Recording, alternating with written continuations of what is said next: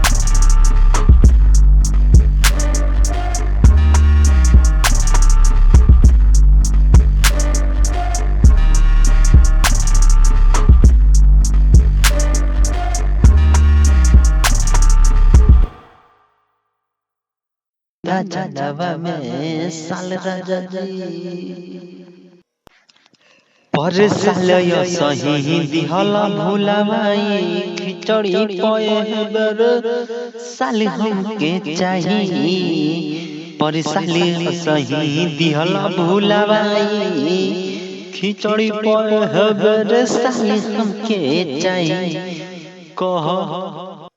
कहल की हईलेब हौलेब झूठो के फैलावेला जंजाल राजा जी कहल की हईलेब हौलेब झूठो के फैलावेला जंजाल राजा जी कहे करताड़ो ऐसे बवाल राजा जी एगो के निदान झाड़ावा में साल राजा जी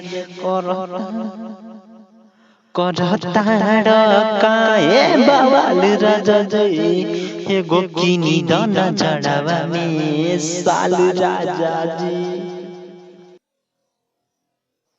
दोस्तों ये लास्ट है, इसमें अपना नाम जोड़ सकते हैं। और ऐसे गाने आप लोगों को गाते रहिए और देख रहे वीडियो को लाइक कमेंट शेयर जरूर करिए, सब्सक्राइब करिए प्लीज। नया नया खुलल बाटे शॉपिंग के दुकानिया